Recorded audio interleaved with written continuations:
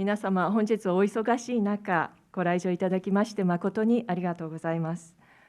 シンポジウムトランプ2.0とアメリカの未来、分断か再生か、この、今晩司会を務めます国際交流基金国際対話部の岩永と申します。どうぞよろしくお願いいたします。本日の流れを簡単にご説明いたします。前半にオレン・キャス様のご講演をいただき、続いてキャス様と開田弘継様の対談となります。最後に質疑応答の時間を設けております。ご質問についてなんですけれども、お手元に質問票のご記入をいただき、近くにおります国際交流基金のスタッフですね、紫色のネックストラップをつけているもの、そのものに、手渡しをしてください。会場大勢様いらっしゃいますので、ちょっと手を挙げて、ストラップをしているものに質問票をお渡しいただければ幸いです。質問票は随時受け付けておりますので、スタッフに渡してください。なお、時間の制約上、すべてのご質問にお答えできないこともございますので、何卒あらかじめご了承ください。それから今日は同時通訳がございます。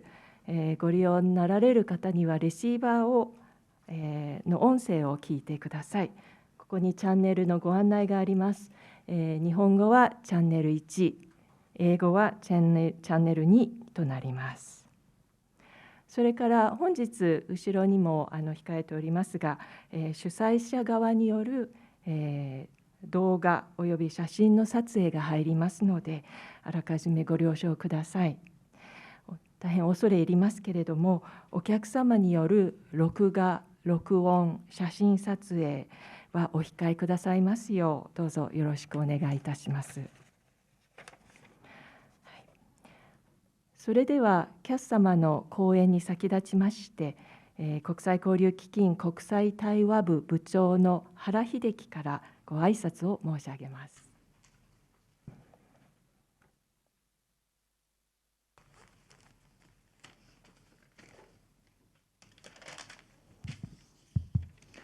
皆さんこんばんは。国際交流基金の国際対話部長をしております原と申します。本日はこの公開シンポジウムに、こんなにたくさんお越しいただきまして本当にありがとうございます。主催者として非常に嬉しく思っております。国際交流基金ではですね、ご存知の方も多いと思いますけれども、1991年に日米センターが設立されて以来、日米間の知的対話というものを途切れることなく続けてまいりました。歴史を振り返りますと、私は日米センターの第一期の初期の立ち上げメンバーの一人だったもんですから、90年代初頭はですね、まだ日本が米国にとって経済的な脅威だと言われていた時期でした。その後、テロリズムとの戦いにおける日米間の連携とかですね、それから日本の自然災害に対する米国からの温かい支援とか、そういったことを経て、日米関係っていうのは強力なパートナーシップっていうものを築いてまいりました。そして今ですね、トランプ大統領の再選に伴って、アメリカという国の行方について、ニュースで見ない日がないほど、日本がそして世界中が注目しているような状況です。で先ほどもちょろっと申し上げました個人的な話になりますけれども、私自身は学生時代にアメリカ研究というものを勉強して、その後仕事の都合で米国にはトータルで10年くらい駐在しましたけれども、そんな私自身にとっても、今の米国の状況っていうのは、また一からあの国を理解するために学び直さなきゃいけないというようなことをふと思うほどですね、変化が激しい時代になったなというふうに思っています。本日はいわゆるライト・オブ・センター中道右派の論客であるキャスさんからですね、直接いろんなお話を伺える貴重な機会だと思っています。今米国で何が起きているのか、そして今後どうなっていくのか、そういったことに関して私もお話を伺えるのを楽しみにしています。ここで一つ皆さんにお越しいただいている皆さんに一つだけお願いがあります。キャスさんは論壇で今大変注目されている人物ではありますけれども、あくまで政権内部にいらっしゃる方ではありませんので、皆さんがトランプさんとかマスクさんに言いたいことがいっぱいあるっていうのは表情を見ててもすごくよくわかるんですけれども、それをキャスターにそのままぶつけるっていうよりかはですね、今かの国で何が本当に起きていて、そういう大胆ないろんなニュースで見るような方針の陰にですね、どのような思想や論理が隠されているのか、それをアメリカの若手のパブリックインテレクチャルからの直接聞き出して、で私と一緒に米国を学び直すっていう、そのための建設的な議論の場にしていけたらっていうふうに主催者として思っておりますので、ご協力のほどよろしくお願いいたします。そして最後になりますけど、キャスさんにとっても同盟国である日本の人々がですね、米国に対して何を思い、そして何を期待しているのかっていうようなことを、この回だけじゃなくて、もちろんまだこれからも日本ツアーあるんですけども、理解をしていただける一つの貴重な機会として、受け止めていただけることを願いまして、私からのご挨拶とさせていただきたいと思います。どうもありがとうございます。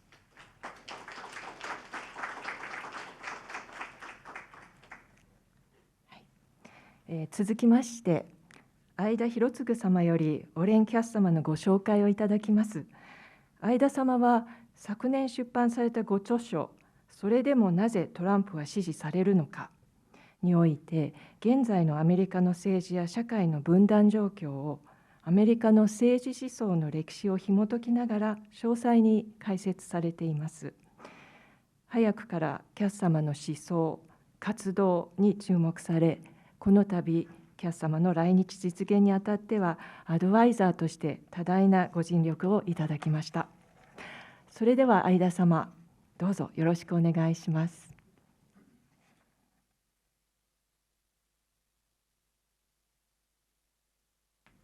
皆さんこんばんは。ご丁寧な紹介ありがとうございます。会田です。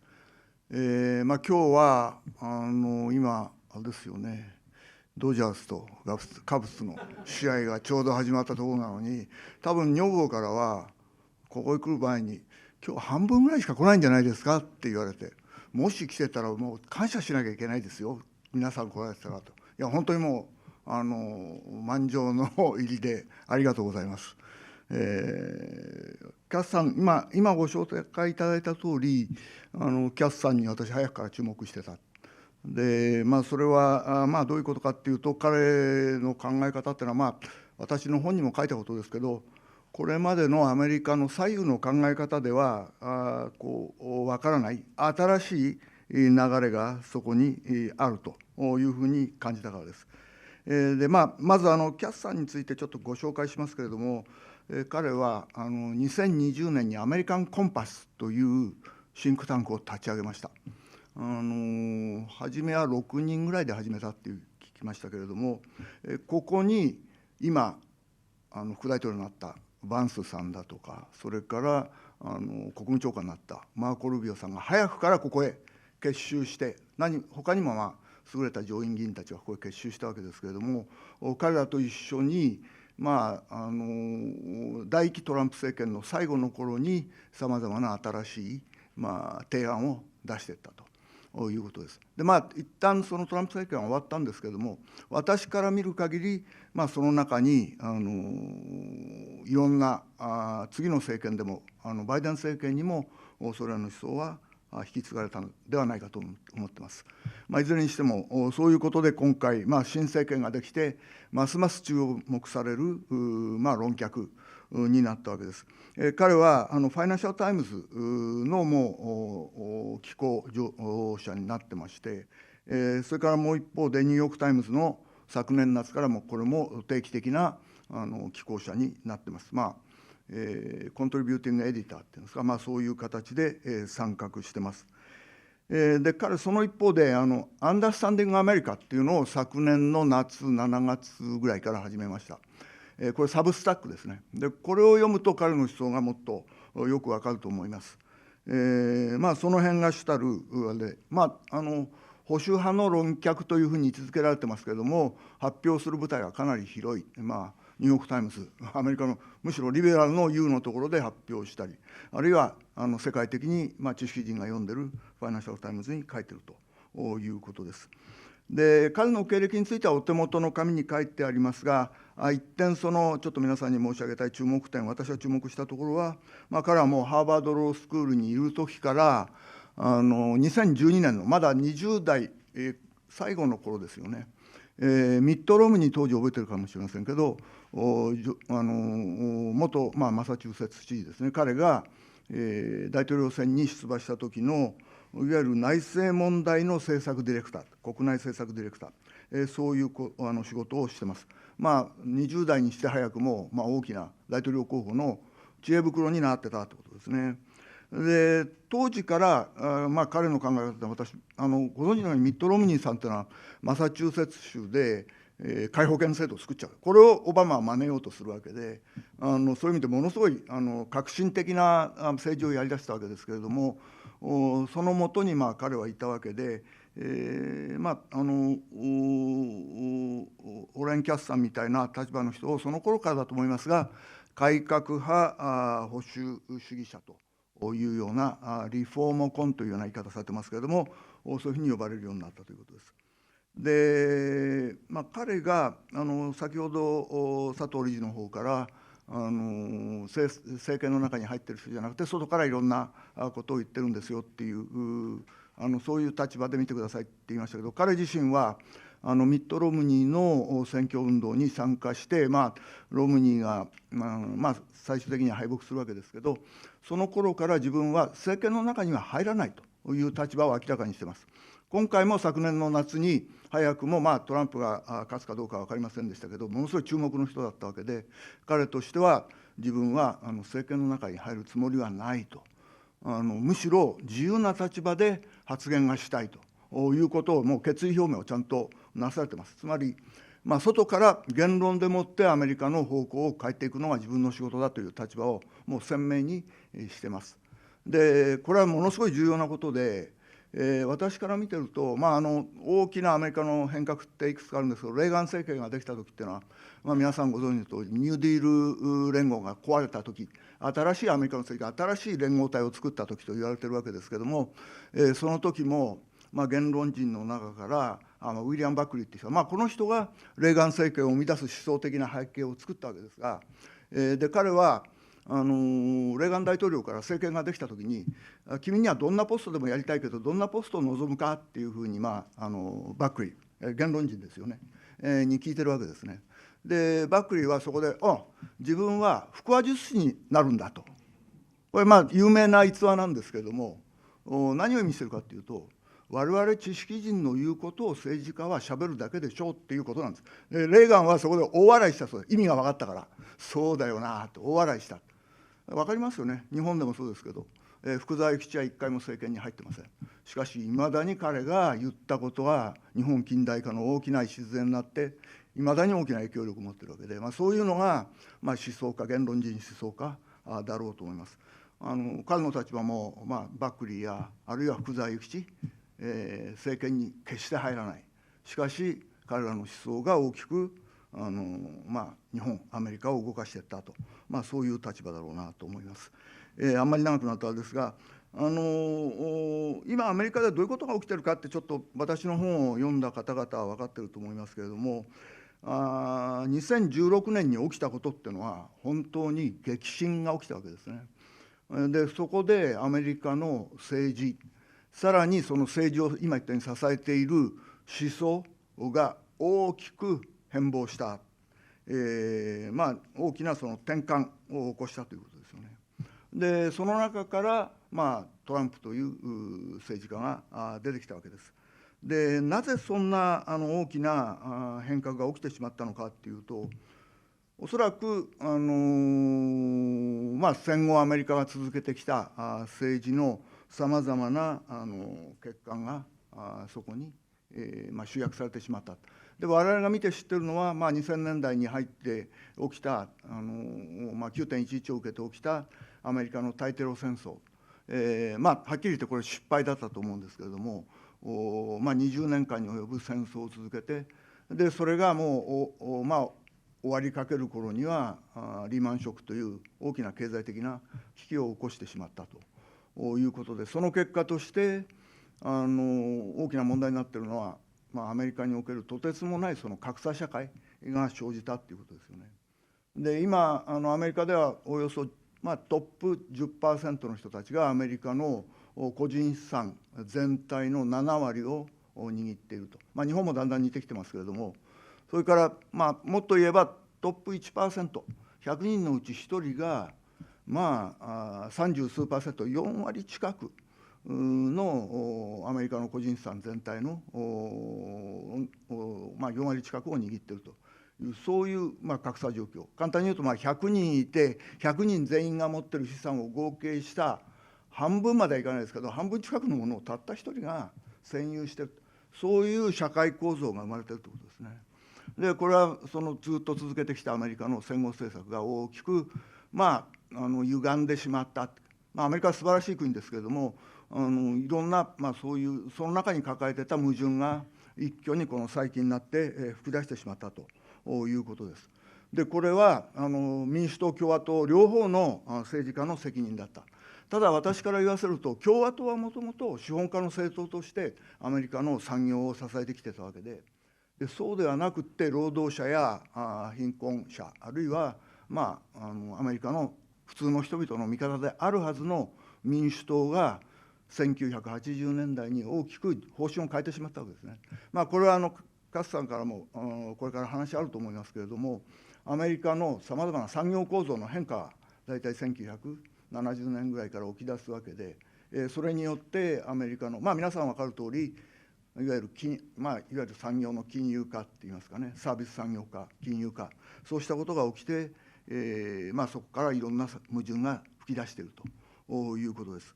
でその中で起きたこういう新しい格差社会がある意味で人々の怒りを呼び起こしてしまったというか、怒りと不満とものすごく阻害された状況に自分たちはあるんだと。これがまさにトランプが出てきて以降の選挙に見られる赤と青とのすごく分断した状況になっているわけです。でひとえにやっぱり労働者の味方である政党が方針を一挙に変えてしまって、新しい産業に結びつく、一種の企業政党になってしまった。つまりアメリカで労働者のための政党がなくなってしまったという状況が生まれたと。そこで今何が起き出したかというと、逆転現象が起きて、共和党がそういう叫びを怒りを持っている人たちに訴えかける力を持ち出したということですね。この辺はニクソン時代からレーガン時代にかけてもうすでに始まってたことなんですけれども、そういう形で大きく言うと民主党と共和党というのは今大きくその支持者を入れ替え出している、ほぼ入れ替え終わっていると。この間の選挙の結果を出口調査なんか見ると明らかにそういうことが分かるわけです。でそういう中でまさにミット・ロムニーさんと一緒に新しい共和党政治、保守政治をやり始めたキャスさんの意味が大きくなってきて、で注目されるようになって、で彼が提案したことが、もう2020年から提案したことが民主党政権の中にもいろんな影響を持ち出すようになった。2016年以降はある意味で私よく言うんですけど、もういわゆるみんなトランプ型の政治になっていくわけですね。でつまりトランプ現象型っていうか、そういう中でキャスさんみたいな考え方が重要な意味を持ち出した。ただこの新しくできたトランプ政権の中にはさまざまな思想潮流が入り込んでますから、その間で今いろんな確執が起きてます。もともとイーロン・マスクさんみたいな人たちはみんな民主党の応援団だったわけですよね。っていうのは、その民主党こそが情報産業を支援する政党に80年代90年代からなっていったわけで、それが今年の選挙で一挙に共和党側へ移ってきた。それはやっぱり共和党がやる、これからトランプさんがやろうとしている政治の方が彼らにとって、都合がいいということになってきたんだろうと思いますけれども、そういうことも含めて、本当に驚くような変化が今起きています。そういう中で、私はいろんな潮流が合わさる中で、アメリカの未来はこうあってほしいと思っている一つの形を提示しているのがキャスさんであり、キャスさんはそういう新しい現象の中で、重要な意味を持っているし、もっと意味を持ってほしいと私は願っています。で、彼は著作、皆さんの手元の履歴にも書いた、略歴にも書いたと思いますけど、The Once and Future Workerっていう本を書いてます。2018年に出てますけれども、これ読んで、このタイトルを見て、と私は思って、The Once and Future King、つまりアーサー王ですね。労働者こそがキングなんですね。彼はまさに労働者がよみがえって、アメリカの新しい王様になってほしいと、そういうことを願ってるんだろうなというふうに思ってます。で、彼は実はこの中で覚えてる方がいると嬉しいんですけれども、8年前に、トランプ政権が最初の代期が出発したときに、新しいアメリカの思想を作る人が出てきたんだということで、そのうちの一人で最も私が重要だと思った、当時まだ30歳でしたけど、ジュリアス・クレインという論客思想家を日本へ呼ぶまさに国際交流基金の支援を得てことに成功しました。彼にとってみても最初の日本への訪問だったわけで、いろんな印象を持ってかなりポジティブな印象を持って帰ってもらったと思いますが、彼はアメリカン・アフェアーズという新しい雑誌を30歳で起こして、今や押しも押されぬアメリカでは重要な、特にトランプ時代を考える上で重要な雑誌に、高級雑誌になってます。で、キャスさんも21年にこの編集委員として加わって、一緒にジュリアス・クレインと仕事を一緒にしてます。そういうことで、まさにその新しいアメリカの思想、共和党の思想、保守主義の思想を作ろうとしているのがキャスさんで、まさにその中核には普通の人、労働者が座ってる。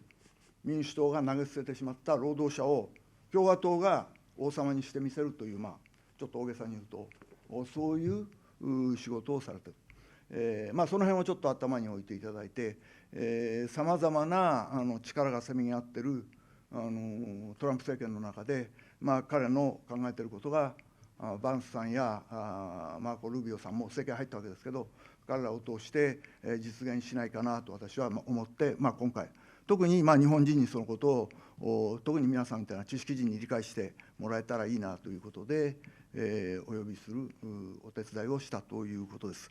そういうことで、以上で挨拶させていただきます。どうもありがとうございました。相田様、ありがとうございました。それでは、キャス様にご講演をいただきたいと思います。Mr. Cass, could you please go to the podium? Thank you so much. And the floor is yours. Thank you. Thank you. I was told everyone would be at the Dodgers game, but now I will go home and say at least as many people came to see me, and that is as it should be. I want to thank Mr. Aida for helping to arrange for me to come and teaching me a lot about what is happening in Japan. I am learning as much on the trip, at least as I am telling anybody else, but I will try to do my part for the bargain, and also thank the Japan Foundation. They are incredible hosts. It is not easy to bring an American here for a week and take care of him, and I think they've arranged at least a dozen other meetings for me. I see some of the people here I've gotten to speak to. It is a wonderful opportunity, so thank you very much. I will try to speak about three things. Why was Trump elected and then elected again? What is the actual diagnosis of what has gone wrong and the kinds of policies that hopefully we will see in response? And then what is happening early on in the administration that we can try to make sense of. I don't know if I can answer any of those questions all that well, but I can at least give you a sense of what I think a lot of folks in the US, and especially in the Republican Party and the conservative movement, are thinking. And so first, why Trump?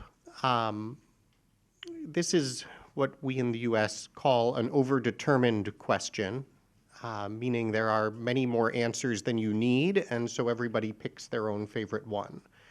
And you can find people in the US who will take whatever is the thing they care about most and say that that is why we got Trump. But I think it's actually important to recognize the opposite, which is that it just as easily could have not happened at all. Trump obviously won very narrowly in 2016. He did not win the popular vote. Then he did not win re-election. And then he won what by American standards these days is a decisive win in 2024, but was something not that long in advance people would have said was very surprising, and really on all occasions also required quite poor performance by the other side. And we will talk a little bit about that, because the failures of the Democratic Party is as important to the story, I think. It's clear at this point, whether or not any particular election went any way, that something is very different in America than it was 10 years ago. And I think actually the place where it is easiest to see that is not in the specifics of the election win. He wins each of what we call the swing states by 1 percentage point, by 2 percentage points. You actually see it better in the rest of the country, where people swung by 15, 20 percentage points in urban areas, in states that traditionally would have been said are Democrat strongholds. You know, at maybe 5 o'clock p.m. on election night last year, while we were waiting for the returns to come in, you could have got an expert on television to say, well, you see, this is why the Republicans shouldn't have nominated Donald Trump, and they would have been better off with somebody like Nikki Haley, who's a very traditional Reagan-type Republican. By midnight, there was nobody who would say that. Not only did he win the popular vote, but he switched the basic alignment of the map in the United States so that the kinds of states that the Democrats have been saying they are going to get close to winning, states like Texas and Florida, are farther out of reach than ever. And in fact, the Republicans are now closer to winning states like Illinois, where Chicago is, states like New York, where they would have said until last year they never had a chance. And so what is happening then? I think we have to start all the way back with Ronald Reagan, which is the start of the period that has now come to an end in the Republican Party and in American politics, and to look at what the Reagan coalition actually was. Because we have come to think, well, whatever Ronald Reagan said, that is what Republicans are, that is what conservatism is in the United States, but he actually represents an aberration, a very actually strange moment in a lot of ways in American politics. The movement he brought together in the United States we call fusionism, and it had 3 elements. They call it the three-legged stool for Ronald Reagan. For economics, it was the very free market libertarian thinkers who committed always free trade, always more tax cuts, always more deregulation. You had the social conservatives who tended to come more from a religious point of view. And you had the defense hawks who supported very aggressive military action in many cases. And it is important to say that there is not necessarily anything conservative about a lot of that. There are times when a tax cut is the conservative thing to do. There are times when a tax cut is not a conservative thing to do. Free trade had not historically been the conservative position. The Republican Party had always been the party of tariffs. Going and finding new wars to start and wars to get involved in around the world was the opposite of what the conservative position had usually been in America. And the reason these 3 groups came together, and the reason they came together on the right of center in the conservative movement, was because what they all had in common was a very strong commitment to defeating communism and winning the Cold War. They hated communism as they thought about markets and economic organization. They hated communism as they thought about what it meant for social values, and they hated communism, what it meant for American security. And so they essentially all agreed to put aside their differences, let each group focus in its area, and it was incredibly successful. We should say not only was Reagan a transformative political figure, but the United States, in fact, won the Cold War within a decade. And so it deserves to be given its due. But we also, at this point now, 40 years later, need to recognize two failures that emerged after the Cold War had been won. One failure is a political failure, which is after the rationale for your coalition goes away, you are likely to head off on misadventures. And coalitions, especially politically successful ones, don't dissolve of their own accord. They have to fail very miserably before they fall apart. And the Reagan coalition did that in spades.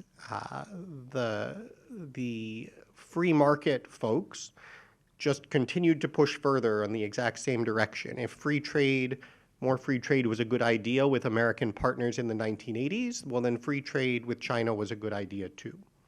If a tax cut was a good idea in 1980 when the tax rates were 50 or 70%, well, then tax cuts are still a good idea when tax rates are 30%, and it doesn't matter what the deficit is. And a budget that, in 2000, the United States had a balanced budget, even a surplus. And they simply continued from there to cut taxes and expand spending to push us into a very bad fiscal situation. They pursued globalization to the point where we lost a lot of our industrial strength. And then meanwhile, you had, of course, the defense hawks who no longer had a Soviet Union to fight and went and found other wars to start instead. Those were not very successful either. And you see this, I think, you see the culmination of the failure and the response to it, especially in the speech that J.D. Vance gave at the convention last year. He had a formulation that was very important. He spoke about sending our jobs overseas and sending our sons overseas. And on one hand, you could say, well, that's kind of rhetorically clever, but these things have nothing to do with each other. But from this point of view, they have everything to do with each other. These were the twin mistakes that combined in a malformed view of what conservatism is, in a misunderstanding of what American interest was, to sacrifice both the communities and jobs in the United States and so many of the young Americans who typically would have thrived in exactly those kinds of jobs. And so one failure is the political one. The other failure is the substantive one, that in fact pushing the policies this way did not work well for the U.S. economically. It did not work well for U.S. national security. And the way I think about this, because I worked for Mitt Romney in 2012, which is sort of the end of the old Republicans, and then seeing the difference from there to 2016, we actually learned a lot during that period. There are two areas of research in particular that came out. One is what is called the China shock research. An economist named David Autor at MIT was the lead author of it. He's done a lot of research on this, actually looking at what happened as we opened up trade with China. And what he found quite convincingly was that it had in fact cost millions of jobs, and wiped out the economic strength of communities across the heartland of the country. Anyone living in the country, anyone traveling around the country could have told you that already. Economists refused to acknowledge it. Policymakers refused to acknowledge it. They said that's not true because on the blackboard, free trade is good. And if you can't understand our chart on the blackboard, it must be because you're too dumb. I was literally at a conference 2 months ago, still sitting next to an economist who said the reason that the Republican Party is turning away from free trade is because it has more less educated voters, and less educated voters are not smart enough to understand how good free trade is. So that he was a libertarian. That is an excellent example of what failed and how you got Donald Trump. But the reality is that the weakening of the American industrial base that began really even in the 1990s and accelerated with China's ascension to the WTO, had reached a breaking point. And economically, it was causing substantial damage. And alongside that, you had this second set of research. It was typically called deaths of despair, where the researchers found that, in fact, life expectancy was falling in the United States. It was falling sharply for middle-aged, less educated, particularly white people, essentially a group that looked an awful lot like the group that had faced all of the economic challenges. It was falling so sharply that life expectancy overall, for all Americans, had begun to decline, which is not something you would ever expect to see in a developed country. And this was all happening while the economists and the experts were still saying America has it the best it has ever been. All of our data say things look good, and if you don't believe that, again, you're either stupid, or you are racist, or you just don't like foreigners. And so it was in that exact conflict that Donald Trump showed up. And it's not just that he showed up and was willing to talk about these things. He showed up and talked about them in the face of a group that was not. He went up on the stage with 16 very traditional Republicans, all of whom were competing to sound most like Ronald Reagan, celebrating Morning in America. And he said, this is all a disaster, and wiped them all out. And then he went up against a Hillary Clinton, who was still speaking like it was 1995. And that was not a very popular message either. What I think is even more remarkable is that this is still what he was going up against in 2024.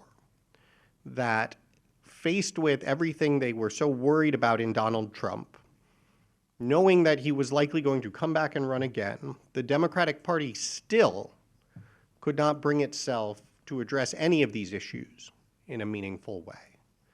Right? What were the main things the Biden administration was known for? Climate change, opening the border to immigration, and paying off the debt of students who had gone to college. And then when they replaced him with Kamala Harris, she managed to be even worse. I will never forget, this was kind of check it 3 times to make sure it's true. As the election was getting close, the Harris campaign was realizing Trump is winning, and he was winning where places they did not expect. He was winning with younger voters. He was winning with particularly young men. He was winning with young non-white men. And they put up their 5-point plan for young black men, opportunity for young black men. Already they have gotten it wrong, thinking that the way to speak to the group of people is to single them out based on their age, their gender, and their race. But of their 5 points, point number 3 was make it easier to invest in cryptocurrency. And point number 5 was make it easier to start a business selling legal marijuana. Right, you like, oh, he must be making that up. No, that was 2 of their 5 points. And they lost with those voters in a way that a Democrat has not lost with those voters maybe ever. And so that is how you get Donald Trump. The way that I like to describe it is that in America we are playing a game of chicken. Coming from one side, driving down the road, are generally speaking the elites, people who are highly educated, people who work in knowledge industries, people who tend to live in coastal cities, people who have most of the power and who mostly like the way things are going. And coming from the other side are the majority of the people in the country. And in a game of chicken, both sides drive straight at the other and honk as loudly as they can and hope the other will pull to the side of the road.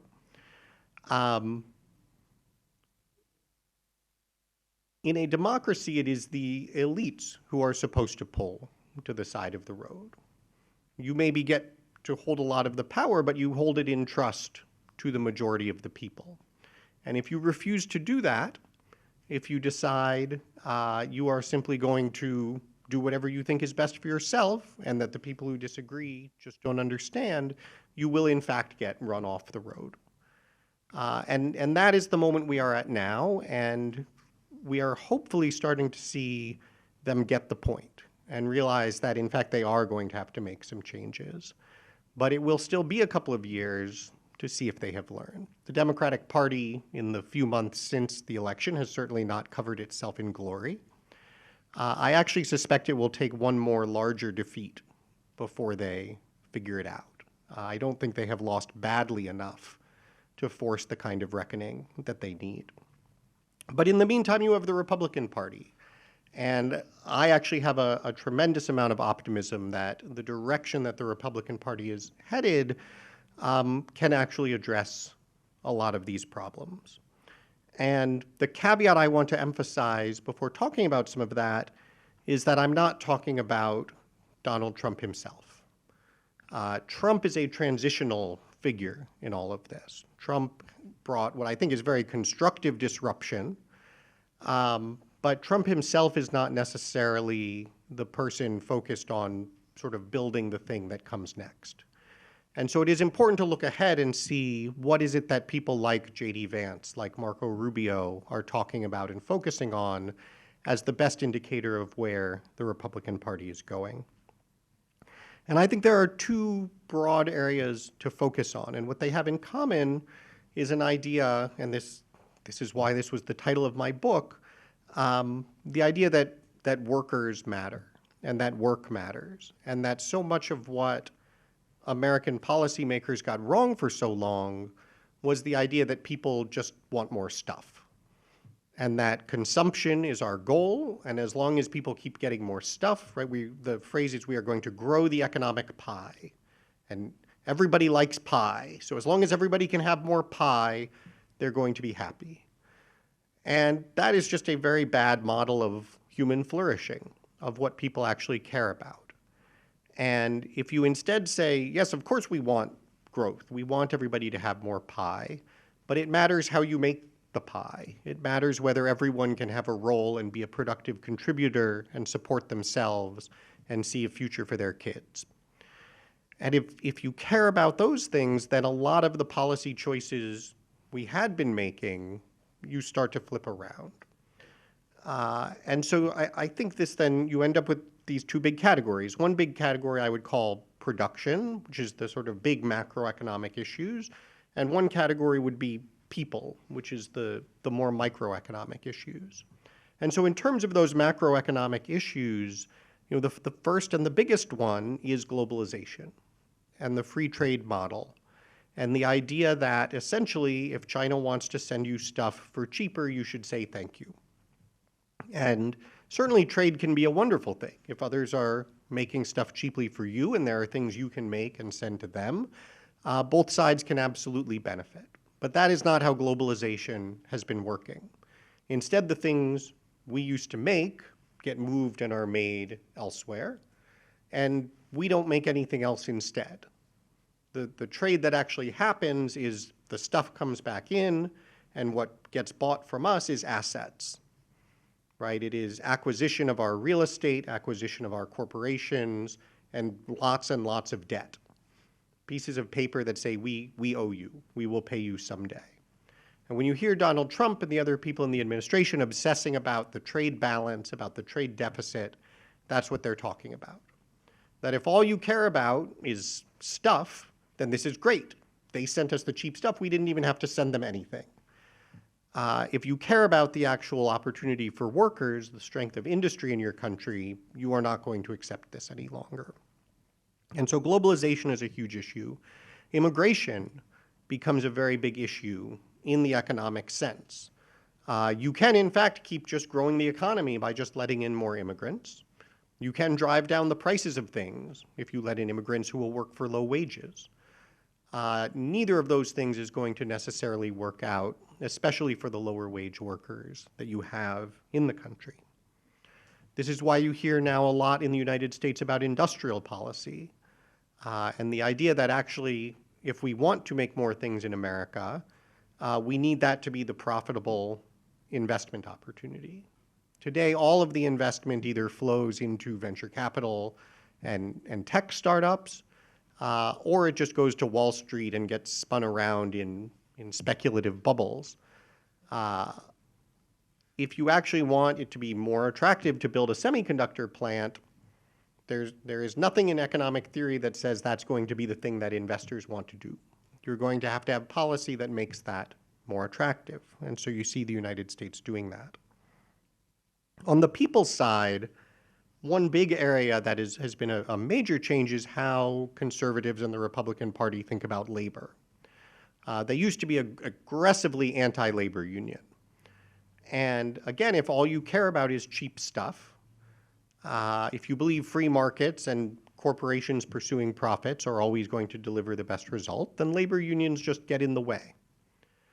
But if you don't believe that always works, if you see that it has not been working, that in fact we got the corporate profits, but that did not come with the rising wages for the typical worker, then you're going to look at that very differently. And so you see a Republican Party now that speaks much more favorably about labor, that welcomes labor leaders to speak, that takes their advice on who the labor secretary should be, and that is a significant shift. You see it also on education policy, where the view always used to be, we are just going to get everybody into college, and everybody is going to get a college degree, and then they can all go be the knowledge workers living in coastal cities, and it will work out fine. And what increasingly both parties have recognized is that that has not worked for the typical American. The problem for the Democratic Party is that they are still very, very closely tied to the existing academic system and the universities. The Republican Party is not, to say the least, and is quite happy to say this is a failed waste of resources for the most part. We want to move resources out of here and into other ways of preparing young people for the workforce. And then finally is family policy. You see conservatives focusing much more on the need to support families raising kids, and in fact being willing to use public policy and budget and spending to do it, to have more generous tax policy to support families, to have a much greater focus on entitlements and protecting them. Right? Until Donald Trump, it was the Republican Party that was trying to figure out how to reduce spending on Medicare, how to reduce spending on Social Security, the programs for retirees. Now it is the Republican Party's position that those things must be protected at all costs. And so all of that as an agenda, I think, is one that responds very directly to what has gone wrong and what the people who are upset about what has gone wrong are upset about. As I mentioned, it is not necessarily where Donald Trump himself is pushing in all cases, but what we have today, in a sense, in the United States is a race between two parties that each were getting some things right and some things very wrong. You have a Democratic Party that had a set of economic policies that generally workers thought were more supportive of them, but they paired it to a set of very radical social commitments that most Americans found horribly alienating. And you had a Republican Party, especially before Donald Trump, that had a set of, I would say, much more common sense social positions that Americans were more comfortable with, paired to an economic agenda that seemed to care only about the interests of corporations and higher income households. And so the vast majority of Americans had to decide kind of which part of their nose were they going to hold. That's an expression. And in a sense, the country was split right down the middle. It would have been, and it still is, open to the Democratic Party to say, hey, we're actually going to take the parts of our economic agenda that are popular and pair those to just being not crazy. But they have shown no interest or ability to actually do that. What you are seeing happen is a Republican Party that is saying, we are going to take our not crazy social positions and actually start to show that we care about the economic side of most people's concerns as well. And as that is happening, you are then getting what we call a realignment of voters. You are getting more working class voters moving into the Republican Party, and more of those higher income, highly educated workers moving into the Democratic Party. And this creates, depending on whose side you are on, a virtuous cycle or a vicious cycle. Because as more working class voters move into the Republican Party, it is more in interest for the politicians to appeal to those workers and continue to evolve on those economic policies. As more of the high-income, highly educated workers move into the Democratic Party, it becomes more in the interest of the Democratic politicians to become even more crazy and stuck in their elite bubble. And that is still the cycle that we are spinning in right now. I think it will continue to spin at least one more cycle to a point where a J.D. Vance or Marco Rubio type candidate wins a very decisive victory over a Kamala Harris type candidate. And that will start a period of actual reform in the Democratic Party, which is good. America is at its best when you have two parties that both actually understand what voters want and know that they have to fight for their support. But I think at this point it is that Republican focus that is likely to be more successful. So how does this fit with Trump so far? We are only a couple of months in. As I said, I would not expect Trump to be doing everything I was just describing. But I think what you do see is a very dramatic shift from the first Trump administration to the second. And you see this first and foremost in his appointments. In these areas, in the economic portfolio, you see him picking people who in every case are much closer to this kind of thinking than the person that he picked last time around. And so the distance from Mike Pence, the vice president, to J.D. Vance, the vice president, is maybe the most obvious one. But you see the same thing on foreign policy, going from Rex Tillerson, the ExxonMobil CEO, to Marco Rubio, the State Department. You see it in the Treasury Secretary. You see it in the Chief Economic Advisor. You see it in the Labor Secretary. And so that both, I think, signals his own thinking. It signals the existence of a set of people and ideas that are ready to work on this in a way that they weren't in 2016. And it signals who will be making a lot of the decisions and what they're thinking about. That being said, I think there will also be a lot of things in the Trump administration that are more chaotic and not as well planned. But to understand what is happening and where things are going, it's very important to pay attention to both at the same time. People who just don't like Donald Trump enjoy finding something that they think doesn't make any sense and saying, there, you see, it's all crazy. And they feel very good about themselves. And when they do that, as they have been for the last 10 years, they miss the bigger picture. And so, yes, it's important to pay attention to the specific things, to scrutinize things that are not going well, but it's also important to look at that bigger picture. And so what is it? I'll just mention three things here in concluding. And they actually start, I think, especially for other countries in what it means for how the U.S. thinks about the world. And the first piece of this is that this administration accepts and is planning for a multipolar world. It is not interested in the question of whether it is nice to have American hegemony.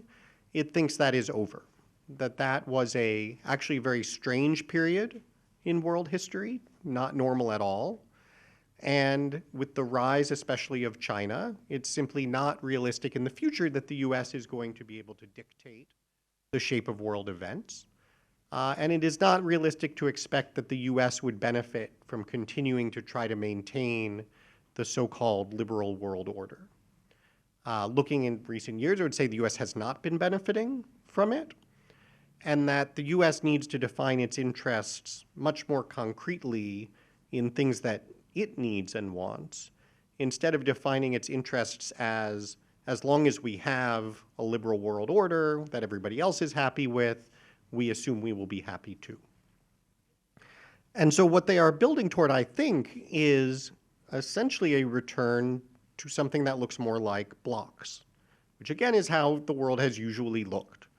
And that you would have a US-centered bloc that is an economic and security alliance, but that the US isn't interested in it being the biggest bloc possible for the benefit of everybody. It needs to be a bloc that serves the US interests and would welcome anybody else who is willing to work within those terms. And I think the three things that they are most focused on, one we have talked about is balanced trade. The idea that we would love to have low barriers and high levels of trade among allied nations with market economies, but that trade has to be balanced. And so when you see them moving forward with tariffs, even on allied countries, that you'd say, why would you want to have a tariff on Canada? It's not that they want to have a tariff on Canada as the good end state. It's that they don't want to continue with a relationship where Canada, regardless of what Canada does, we will not have a tariff on Canada. And instead it wants to say, we are going to have to find a way to make sure that trade is balanced. I think we will see the same thing at some point with Japan. We would love to have free trade with Japan, but that trade needs to be balanced. And for the most part, the reason the trade that is not balanced, we would say, is because of policies that Japan has pursued. And if Japan wants to make it a priority to have balanced trade with the US, there are a lot of things it could do. And those are things we are going to ask it to do. The second is burden sharing on security, and the idea that countries need to be in a position to defend themselves and pull their weight in an alliance. And yes, there are absolutely things that the US can uniquely bring. But the days of the US spending substantially more as a share of its economy than its partners do on defense are over. And you're already seeing that in Europe. And I expect we will see that in Asia as well. And then finally, China. Part of this worldview is that China is on the other side. And that doesn't mean it is another Cold War the way the first one was. It doesn't mean it is a hot war, certainly. But it does mean that part of what makes that bloc work is that there is a common barrier against non-market economies like China's. And so you're already seeing this particularly in North America and with Mexico. The United States is very concerned, what is Mexico's policy toward China? Right? In traditional free trade terms, that would never be a concern. But looking ahead, that now is a major concern for the United States. The United States doesn't want its exporters to be competing with cheap Chinese exports in any market. The US does not want the supply chains that the US is integrated with ultimately starting or being controlled in China. And the US doesn't want to see high levels of investment from China so that you have companies that may be operating in an allied country, but that are ultimately controlled by the Chinese Communist Party. And so I think those will be the kinds of issues that the US will be focused on in determining what does it look like to be inside the bloc. I think there's a tremendous amount of opportunity to make that a mutually beneficial bloc. I think there are a lot of things about those demands that are also, frankly, quite helpful suggestions, that whether you're thinking about European countries, a country like Japan, there are a lot of ways it might be beneficial to move to that kind of system for both sides. And then the last thing I would note is that if it is done well, there will absolutely be disruption costs. But I think the obsession everybody has at this moment with everything is going haywire, the markets are going down, this is going to be a disaster, is quite ahistorical. And it's funny, having started with Reagan to come back and conclude with Reagan, Reagan actually did something very similar, process-wise. On the substance, it was a completely different story. But the Reagan administration and Paul Volcker, who was the Federal Reserve Chair, delivered an enormous shock to the US economy. The US economy in 1981 went into a sharp recession. Unemployment rate went up to 10%, interest rates went up to 20%, the S&P 500 went down 40%. And even looking ahead to election day in 1984, unemployment rate was above what it was on election day in 1980. S&P 500 was lower than it was on the same day in 1980. And Ronald Reagan won re-election in the largest landslide since George Washington. So if it is done well, if it has a point, if it is communicated well, if people understand what is happening and why, I think this kind of approach can be a very politically effective one. I think it can be a very good one for the United States.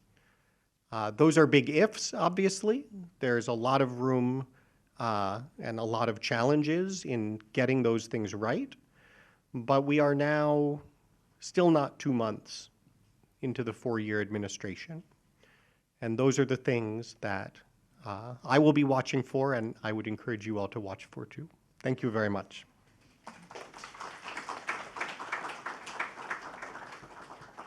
キャス様、どうもありがとうございました。では、これよりキャス様、相田様による対談に移りたいと思います。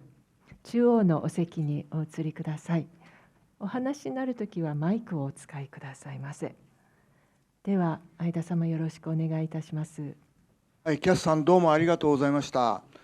今、キャスさんの話で、本当、皆さん驚くような、意見だったかなとは思いますが、もしかしたら新しい世界、アメリカと世界がどういう方向へ進むのか、一つの方向性が示されて、それは我々がこれまで考えてきた、俗に言うリベラル・インターナショナル・オーダーと呼ばれる、自由主義に基づいた国際秩序とは違う新しい世界がもしかしたらできてくるのかもしれない、そういう印象を持たれたのではないかなと思います。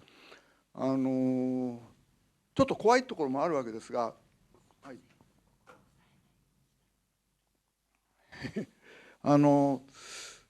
一つ驚くことは、彼最初のところで最後のところで言ったことですけれども、レーガン政権が始まる時もやっぱり似たような心配不安恐れがあったのは事実です。私まだ覚えてますけど、私もその頃はレーガン政権ができる時はもう大学生、もう就職してましたけど、当時はもうすぐ核戦争が始まるんじゃないかとか、それからレーガンの言ってる経済政策は全く整合性がないから、ブードゥーエコノミクスっていう言葉が使われました。おまじない経済学だと。まさに国防費を増大して、減税すれば、ものすごい財政赤字になって、アメリカ経済破綻するというのはもう当たり前のごとく言われて、確かに、理論的にはそういうふうに見えるんですけど、そうではなくてものすごい繁栄の方向へ、一旦その厳しい時代を経て繁栄の方向へ向かっていった。で、統計調べるとレーガン時代って格差は少しずつ広がりつつあるんですけど、みんな豊かになってる時代ですよね。これはもうピケティのグラフを見るとよくわかります。そういうことで、最後のところではやっぱりすごく大変な時代が減るけれども、次に新しい世界の構造が出てくる、あるいは新しいアメリカが出てくるんじゃないかっていうのがキャスさんの今の話の大きな結論だったと思いますけれども、その過程ではちょっといろいろ難しい大変なことがあるんじゃないかなという気がしました。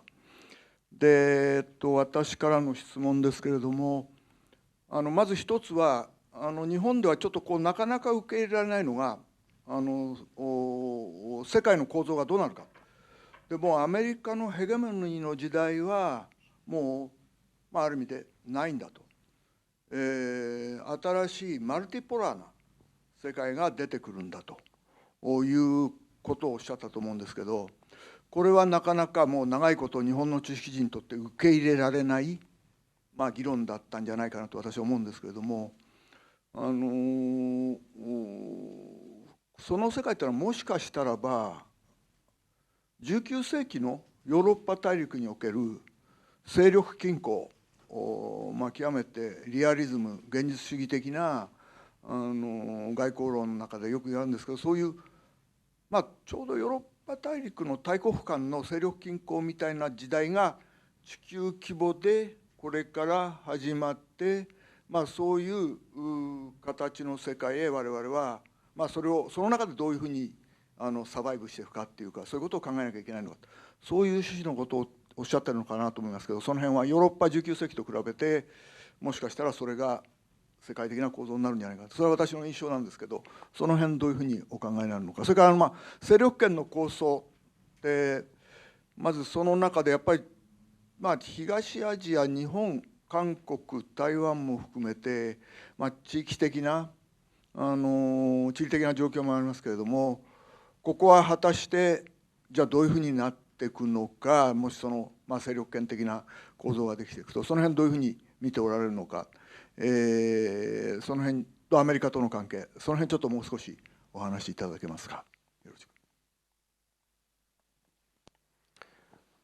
Well, I think the 20th century is a much better comparison than the 19th. I think the 19th century Europe was much more fragmented and was also in a time when there simply was not the technological basis for much useful integration. What I think is interesting about the Cold War period as a comparison is that everybody took for granted, I think, in that period that there was not going to be integration between the two sides. There was not going to be a free flow of people. There was not going to be a free flow of capital. There was not going to be a free flow of goods and services. And my favorite example of this is, there was so little economic integration that when PepsiCo wanted to start selling Pepsi in the Soviet Union, it took them about 10 years of negotiations with governments on both sides. Finally, they were allowed, everyone agreed we are going to open a Pepsi bottling plant in St. Petersburg. But there was no way actually for the Soviet Union to acquire the equipment. There was not even free currency conversion. They ended up, I'm slightly simplifying, but exchanging the equipment for a lot of vodka. And that's a bit extreme, perhaps, but it's really important to remember that before the US embraced China around the year 2000, there had never been any example of two countries, and especially two sort of powers like this with completely different economic and political systems attempting to integrate, that these things are not actually compatible. The only reason that was attempted was it was assumed that China was going to change, that China was going to become a liberal market democracy somehow by virtue of this. That was obviously not a very good assumption. And I think the interesting question is if you could go back from today and tell people in 2000, if you do this for the next 25 years, China is going to become more authoritarian, use its power over its economy to more aggressively manipulate the global system. I don't think anybody would say, well, that's fine, let's go ahead and do it. Except for my friend at my conference who said, if you don't understand the brilliance of this, you're just not smart enough. And so it seems to me that we're simply reverting back to the common sense status quo we would always have expected before we got this strange idea in our head that China was going to become a liberal democracy. We're going to have a world where you cannot have that much integration in politics, economics, between countries whose systems are incompatible. And I think even more so going forward, given the level of technological influence and infrastructure in our societies, it's going to quickly turn out to be even more important that you don't have that you are going to have two systems. And we can say, well, that's sad. Imagine all the wonderful things we could have with a liberal world order. But I think from a realist perspective, you also have to then shrug and say, but that's not the world we live in.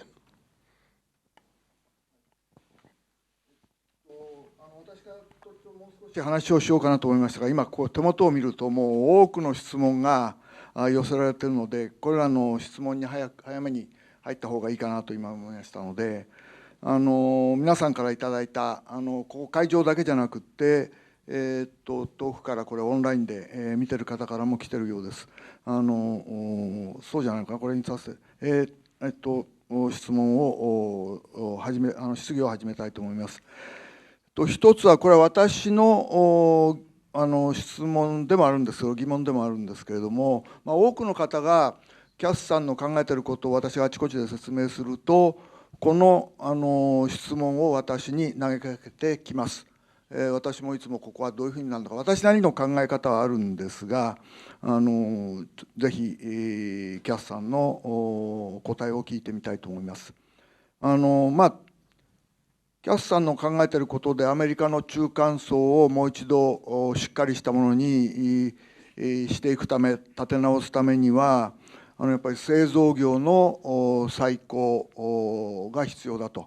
新たに起こしていく、再び製造業を起こしていくことが必要なわけですけれども、アメリカの製造業の衰退が、大きなそのインフォメーションテクノロジーなど、そういう新しい産業への移行という形で起きてるわけですけど、製造業の衰退が、それは一種の歴史的な必然の流れである。私の言葉で言うと、いわゆる製造業の時代から、サービス産業化、特にその中で知的な分野が大きくなっていく。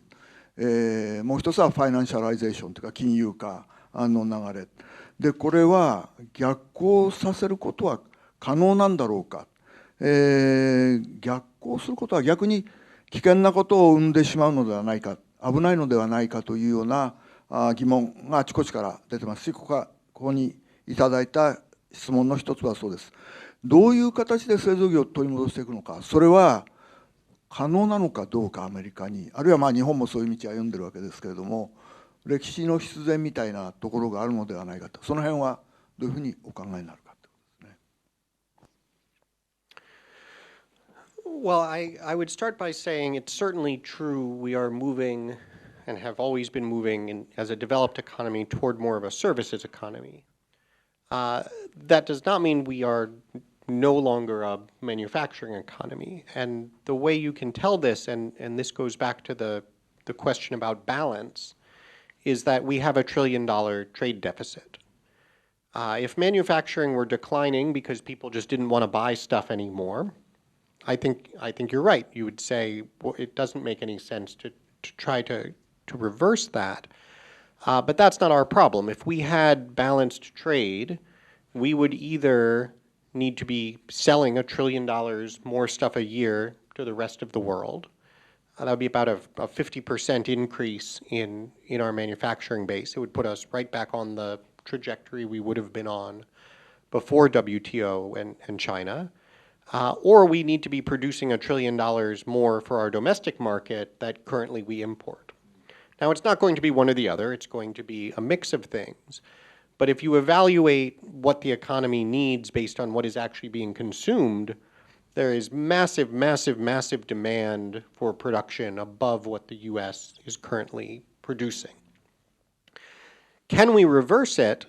It's funny, the best example that I like to point to on that front is Japanese in origin. It is the movement of the Japanese auto manufacturing to the U.S. in the 1980s.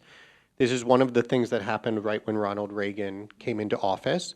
There's obviously great frustration in the U.S. with the flood of imported Japanese vehicles. And exactly in the spirit of a negotiation, because there was Congress was threatening to otherwise put tariffs on, the U.S. and Japan agreed to absolutely cap the level of vehicles coming into the U.S. from Japan.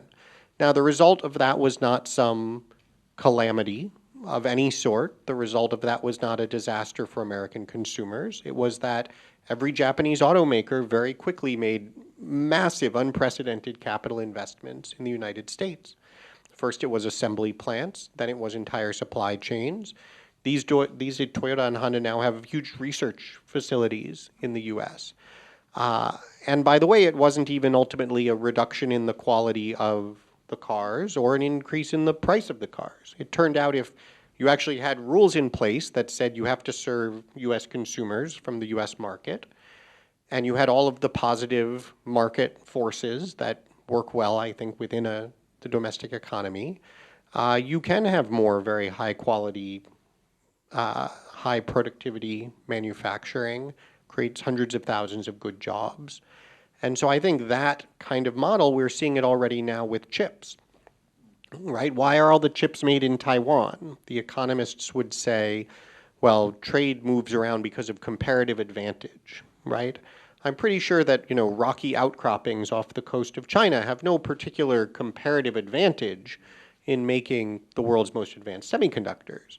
They had a government in Taiwan that made it their priority for decades to make advanced semiconductors. And we are seeing now, if the US makes it a priority as well, the US can absolutely return huge amounts of capital investment and output in that front. So I think that the demand is there. You're actually returning much more to a healthy economy as it should function, not, you are pushing it back, not pushing it off of what a well-functioning economy would look like. もう一つ大変、多く来ているのが関税についての質問がいくつも来ています。でそれについて私からもちょっと付け加えながら質問を2点ぐらいにわたってしたいと思いますが、一つは皆さんが考えている通り、関税は、いただいた質問の一つは、関税は報復を招き、最終的には誰もが勝者にならないと言われますが、それはどう思いますか。今のトランプ政権が取っている関税政策、その結果、誰も得しないのではないかと。それから、関税によって中国企業が、今中国が大きなターゲットになってますけれども、アメリカに生産拠点を作るとしたらば、それはアメリカとしてウェルカムなんでしょうかと、そういう質問が来てます。で、これに関連してですね、皆さんの中にお気づきかと思いますけれども、この1週間ほどファイナンシャル・タイムズなどでキャスさんも引用されながら、世界的にちょっと大きな議論が始まっている。私はトランプ政権ができたことは、いわゆるフランクリン・ルーズベルト以来の大きな変化が起きるんだ。これは私が言ってることじゃなくて、エコノミスト誌が選挙の翌日にすぐ言ったことです。つまりそれくらい大きな変化が起きるということですね。で、それは何を意味するかというと、20世紀の、経済政治秩序、国際経済、国際政治秩序が大きく変わるんだということだと思うんですが、で、今それが一つ関税という局面で、これまでない大きなその変化が起き出している。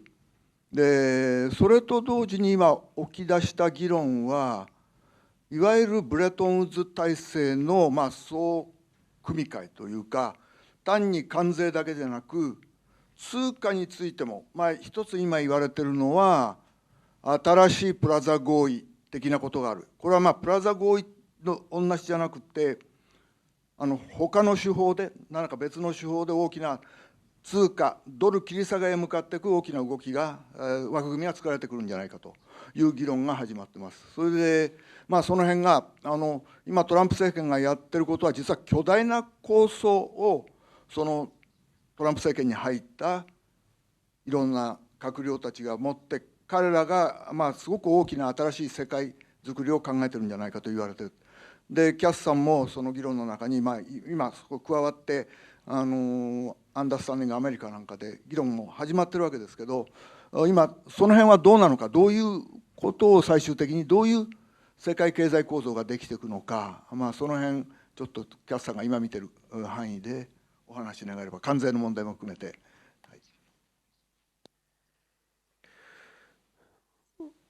Well, I don't agree that nobody wins with tariffs. I think there are two different ways of thinking about tariffs that are important to keep separate. One is tariffs as a negotiating tool, and then one is tariffs as economic policy. And tariffs as a negotiating tool, it's interesting, economic statecraft, the idea of using economic power for a country to get what it wants, it's always been a traditional part of statecraft and foreign policy. As part of building and preserving this global liberal world order, the United States essentially disavowed the use of that since World War II, with the exception of sort of the most severe conflicts using sanctions and so forth. And so one important thing I think the Trump administration is doing is saying, actually, we are happy to use that. That is a form of power and leverage that America has. And so we are going to use tariffs not necessarily because this produces some valuable economic result, but in the same way that you would use sanctions or the same way that you would threaten to use military force. So, I would think it was in the first week of the administration, Colombia said it was not going to accept the repatriation flights with illegal immigrants from the United States. And Trump said, all right, fine, then we can do a 25% tariff and it's going up to 50% next week. Now, no one thought that that was an economic policy intended to rebuild American manufacturing or create jobs. It was a threat that was going to have much greater cost to Colombia than it would have to the United States. And I think within about 3 hours, the Colombians had apologized and the flights landed. The United States, in general, I think because of the way that we have such imbalanced trade, is in a very good position to use tariffs in that way. And again, the idea is not that there are no costs, it's that the costs for others are significantly higher than the costs for the US. And that makes it an effective tool of leverage, not as economic policy, but to force other countries to change their policies. So I think it's important to evaluate that in those terms. And so when you say, well, if you do that, the other country might retaliate, it's a little bit like saying, if you're talking about a military conflict, well, you can't engage in a military conflict, the other side will fight back. That's not an argument against doing that. The question is, who is going to win the military conflict? And if you have a situation, the U.S. is quite fortunate to have a relatively low share of its economy dependent on trade at all. Because it has large trade deficits, the impact of tariffs on others is going to be relatively larger than the impact of tariffs on the U.S. And so if the U.S. has clear demands and somewhere it wants to go, then saying the alternative to this is going to be a world with more tariffs is a quite rational strategy. On the economic side, tariffs can be perfectly rational if you think the balance you are in without tariffs is an inefficient balance. And the comparison I always make here that drives economists crazy is to carbon taxes, right? Economists love carbon taxes because they think the amount of fossil fuels we are consuming is inefficient, and they think that as economists they have figured this out and can tell you that some other level would be more efficient.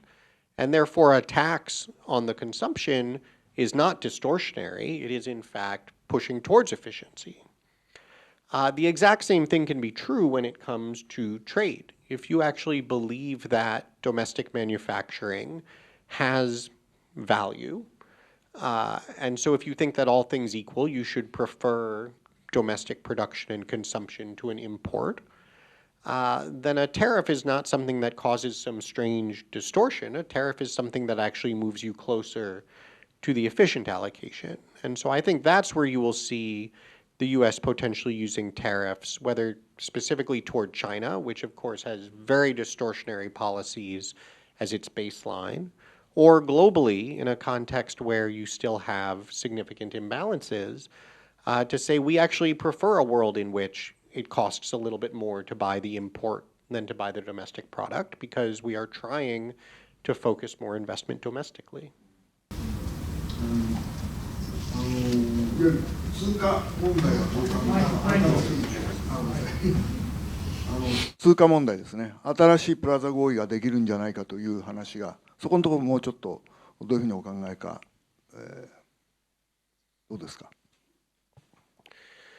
Yeah, I think the easiest way to understand the currency issue is to see that if we're talking about this imbalance that exists and wanting to correct it, there are many different ways to go about it. So let's say we are in a world where the U.S. says we would like to have free trade with our partners, but that free trade must be balanced.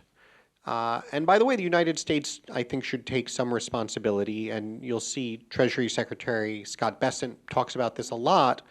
The fiscal imbalance in the United States, the size of our budget deficit, leaves us needing to borrow a lot. That is one reason I think we end up with some of our trade deficits as well. But a lot of the imbalance is a function of policies in other countries. It is a function certainly of China's economic strategy. I think it's a function of Japan's economic strategy and Germany's economic strategy.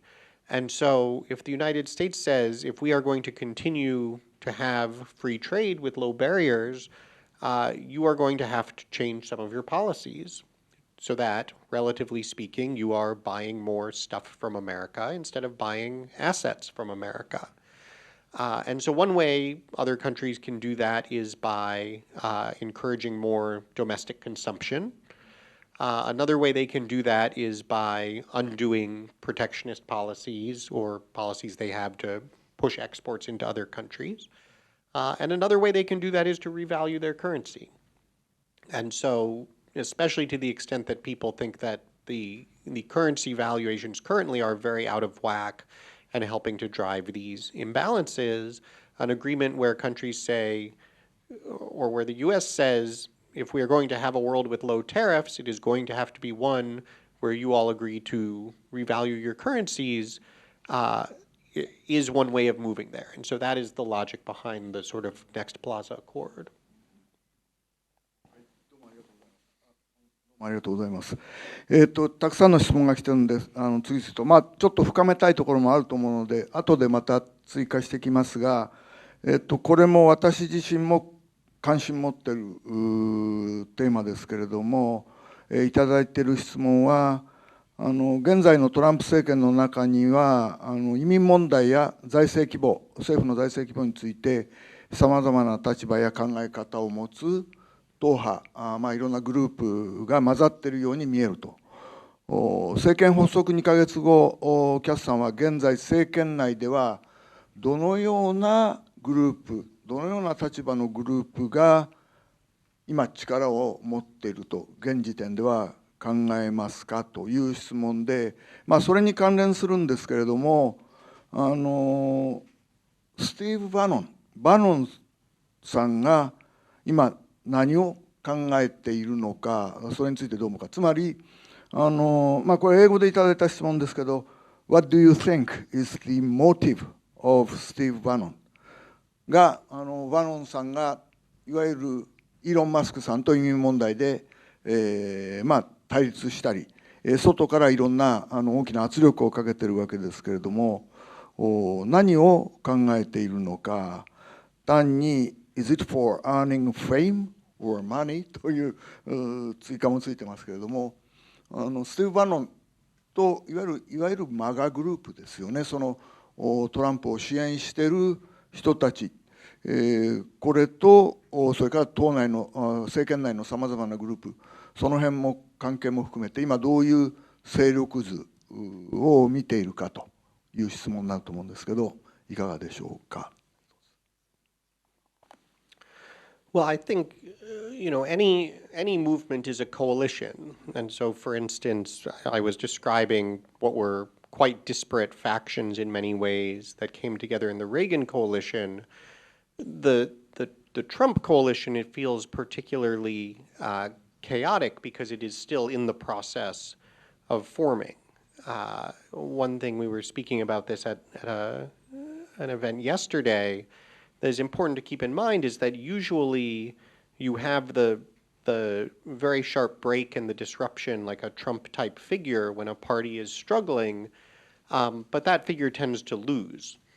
And, in the US, it was a candidate named Barry Goldwater who in 1964 lost by a massive margin to Lyndon Johnson, but really started the building of the movement that led to Reagan 16 years later. Then as Reagan wiped out the Democrats started building what led 10, 12 years later to Bill Clinton and what they called the New Democrats. And so what you have, I think, with Donald Trump shattering the old Republican consensus is the start of that same 10, 15-year project of building what the next generation of the Republican Party is going to look like. But it is not happening in the wilderness. It is happening in the White House. But the process at the end of the day is the same. You have to figure out who is in the coalition and wants to work together, even though they disagree on things. And where you are right now, I think, is you've seen the the outlines now of a coalition that can be a very effective, powerful one in the United States. It includes more of those working class voters. It includes the voters who are very focused on the sort of MAGA agenda. It also includes the more technology, some people call them sort of techno-libertarian folks who are much more focused on deregulation, rapid technological advancement, and those kinds of issues. And so there is a very coherent way to say, yes, that could be a coalition that makes sense. They all have a number of common goals. They would all rather be working together than be in the other coalition. But they also have plenty of things they disagree on, and they are going to have to decide who gets to dictate what. And so, for instance, I think it's very likely that you will see the techno-libertarian types have a very strong hand in pushing low regulation. I don't think you will see them get to slash Social Security. And so right now we are in a moment where Elon Musk thinks he gets to do both. And I think he is going to learn, he is already learning, I think it may take a sharper lesson, that is in fact not the bargain. Immigration is another classic example of this. I think one thing that unites all of these groups is very strong opposition to illegal immigration. And that's where you see everybody very pleased with the actions that Trump has taken at the southern border and how dramatically that has cut off the flow of illegal immigration. Where there is much more disagreement is on legal immigration and how many more high-tech workers in particular you want to bring in. But even there, I think you see, first of all, there was not that much disagreement. There was rhetorical disagreement. People were used to talking about things differently. When they actually got down to, okay, how do you think the program should work, there was not very much disagreement. And to the extent that a few of them, Vivek Ramaswamy in particular, really kind of leaned in on saying, no, we should really, be all for this, he was immediately flung 1,000 miles out of Washington. And so I think this is exactly the give and take. Steve Bannon is a leading representative of the MAGA faction, and I think plays a very important role in pushing that set of views and having those fights. The kind of work that folks like us at my organization, American Compass, do are very sort of focused on the worker interest faction. And so one thing you will see is in the labor area, we're very pleased to see a labor secretary who is more open to worker power. And we will be pushing to say, yes, let's really do that. Some people in the other factions will be saying, like, actually, that's not our idea at all. We will see how that shakes out. And so that is very much the process that's going on. It's very interesting to be in the middle of it. But I think what you will see is over the next 4 years, it shake out toward a common understanding of, okay, what does this look like? What do we agree on? How do we move forward with now whoever the next leader after Trump is being able to effectively represent the group? これちょっと時間も来ましたので最後の質問にしますが、ちょっと2つの質問を合わせて、お聞きします。いずれも外交問題に関することなんですが、英語でいただいてますけれども、It seems the recent US-Russia relationship looks quite unusual. Do you think is it related to the new, what you call a new multipolar world order? それからもう一つは、it might be related to this. The US became inward looking. Will it need to keep military bases in Japan? If so, for what? 米ロ関係がちょっと異様な状況になっているように見えますけれども、これはマルティポラーワールドっていう先ほどの話と関連することなのかどうか、それからそういう状況の中で日本の米軍基地っていうのは本当にこれからもいるんでしょうか、そうだとすればなぜなんでしょうかという、そういう質問です。すいません、よろしくお願いします。最後の質問になります。I think what's happening in Europe especially is a return to a very realist approach to foreign policy. And again, it's very interesting to go back and think about what the Reagan model actually was. On a lot of these issues, what we now think, oh, Ronald Reagan was sort of this, I described fusionism and represented the tax cutting and the, defending democracy and defeating communism. Reagan himself he actually raised taxes 5 times after his initial tax cut raised less revenue than he expected. Certainly the Japanese would not say that Reagan was a free trader. And certainly in his conduct of foreign policy, his goal was not to embrace and lift up democracy. His goal was to win the Cold War. And when that meant partnering with countries that were very far from the democratic ideals of the United States, that was not a problem at all. And so I think, again, in the liberal world order frame, that has gone with that has been a set of very idealistic assumptions about the ways in which, in particular, the United States, on behalf of everybody else, should commit its resources to promote a certain set of ideals, even when all the other countries sort of demanding the promotion of these ideals are not willing to commit any resources themselves. And this is the message that J.D. Vance was delivering in Munich. It is simply very difficult to take seriously the European cries for preservation of the liberal world order when they have refused to do their part. And frankly, it's one thing in mid-2022 to say, this is unexpected, what is this situation? The United States is sort of the reserve capacity that we need to have access to. Now, somebody who is more supportive of Donald Trump would point out, of course, in 2018, Donald Trump told the Germans they needed to get off their addiction to Russian gas, and everyone literally laughed at him. So some people would say already by 2022, Europe had done this to themselves. For it now to be 2025, and the Germans to just now be saying, no, now we really are going to start spending money that maybe will be helpful in 2027, is simply not serious. And an America that says we are not going to put up with this anymore, at some point I think is actually a constructive force.